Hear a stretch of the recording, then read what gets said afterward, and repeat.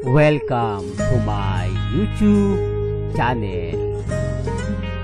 Kung bago ka lang sa channel na to at true-blooded Aldab Nation ka, tama po ang channel na pinuntahan mo.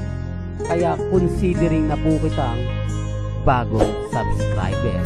At huwag mong kalimutan pindutin yung bell para lagi po kang updated sa bagong video na ilalabas ko. Salamat po sa iyong pag-click sa channel na to. Welcome back mga ka-Aldab. Ito na naman po ang inyong lingkod, si Mr. Destiny, at magbibigay tayo ng pinakamagandang update po ngayon sa social media. Well, siguro naman po marami nang nagre-react ngayon sa video na napapanood po ninyo sa mga Aldab fans, sa mga true-blooded Aldab Nation. Huwag po kayong mainis kung bakit ko po ito pinapakita. Dito kasi sa video na to, isa po itong ebidensya at resibo na magpapatunay po na nakauwi na po si Congressman Arjo. Ito po sa Facebook page ng may Congressman Arjo sa District 1. Meron po talaga siyang page dyan para nga po daw sa humihingi ng tulong, hindi po ba? Dahil isa nga po siyang congressman. Alam niyo, sa totoo lang po, kahit sana hindi na tayo magpakita ng mga ganyang ebidensya at resibo, dahil alam ko naman po na sumisimpatya sa akin ang Aldab Nation, pero kailangan ko po yung gawin. Kailangan kong ipakita na totoo po yung mga pinapaliwanag ko rito at sinasabi. Kung ang labanan lang po ay base sa social media, yun naman po yung ginagawa ko po ba? Bakit nga po ba kapag si Siyang Gasa nagre-react, maraming tao naniniwala kahit wala po siyang sinasabing ebidensya at resibo? Sinasabi niya lang nung una nagkasundo na raw po o nagkabalikan na sina Catherine at si Daniel Padilla, di po ba?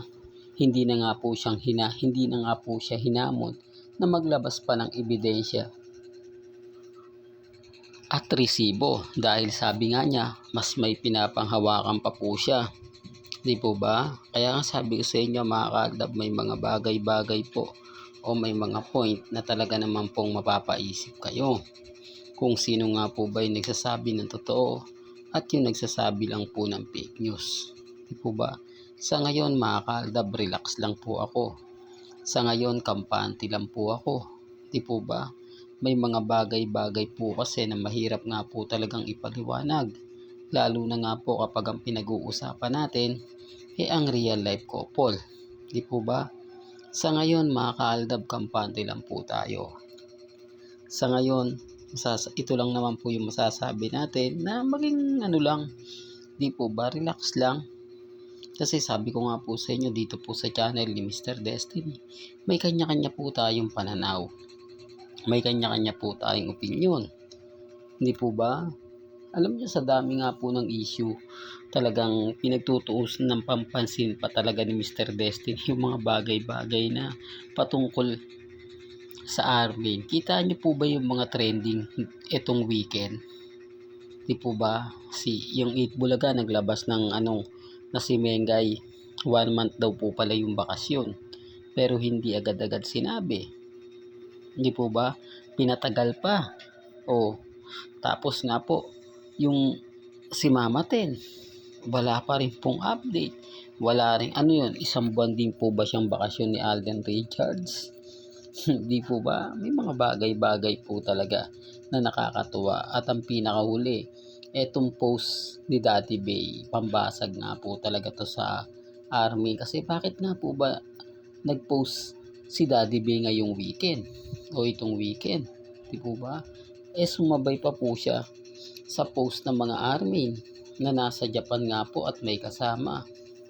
Ganun din naman pong pinost ni Daddy Bay. Kasama naman po niya si Alden Richards sa US din. Nasa US din daw po si Mengay at si Congressman Arjo. May mga bagay-bagay po talaga na nakakatuwa. Di po ba nakakatuwa kasi hindi mo ine-expect na ganun po yung mangyayari. Hindi mo ine-expect na may mga bagay-bagay po na mapapaisip ka talaga. Pero andyan na yan andyan na yung point na ramdam mo, hindi po ba?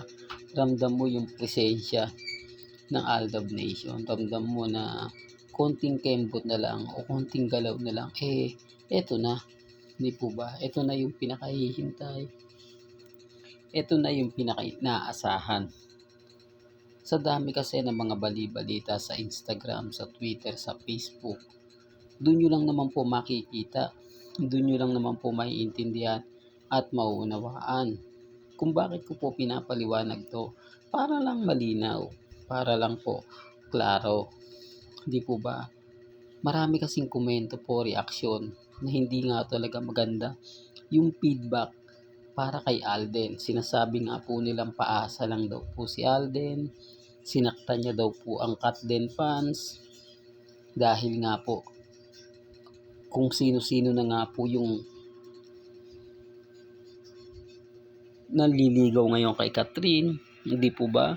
Umentra ngayon si Mark Alcantara na bagong boyfriend ni Catherine. Sa totoo lang po mga kaaldab, wala na po tayo dyan, di po ba, labas na tayo. Kaya lang, hindi talaga matanggap ng Katden fans na basta-basta o ganun-ganun na lang daw po ang mangyayari sa kanila. Hindi nila inaasahan o hindi po nila ine-expect na yun ang mangyayari. Di po ba? Sinasabi ko lang po ito mga kaaldab para lang malinaw. Para lang po sa mga taong dumadaan at syempre bumibisita po sa channel natin na kumbaga tayo pa rin po yung wag. Aldab pa rin naman po ang malakas. Aldab pa rin naman po ang masasabing number 1. Di po ba? Kaya nga po ito yung mga ebidensya at resibo na magpapatunay nga po na tama yung mga sinasabi at pinapaliwanag ni Mr. Destiny. Sa mga nagko-comment dyan na Mr. Destiny, maglabas ka ng ebidensya at resibo.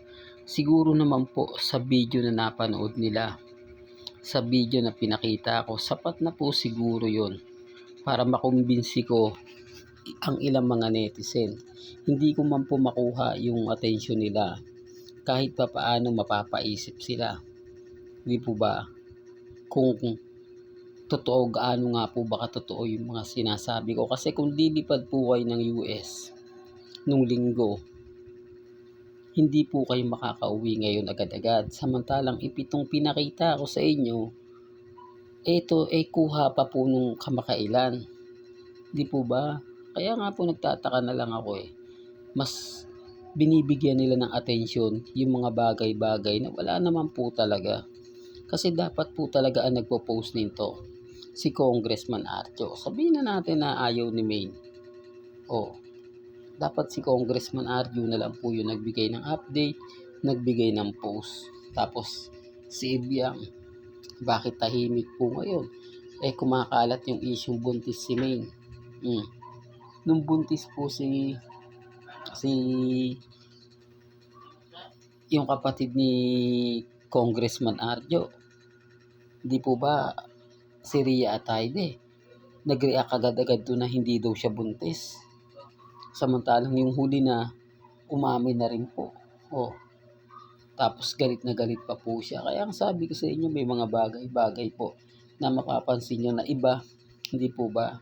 Iba yung reaksyon. Talagang halos hindi na nga talaga gumagalaw o hindi na nga po nagre-react si Ibiang. Ang laki talaga ng pagbabago ngayon. Pansinin nyo, hindi na po siya yung dating maingay na kilala natin. Hindi na po siya yung tipo na kumbaga kung ano-ano sinasabi noong mga panahon po na bagong kasal si Congressman Arjo at si Maine. Kaya nga sabi ko sa inyo, tignan natin pagdating ni Mengay sa Itbulaga. Dito malalaman nyo kung ano nga po ba talaga yung istorya. Kung ano na nga po ba yung buong kwento. Hindi po ba?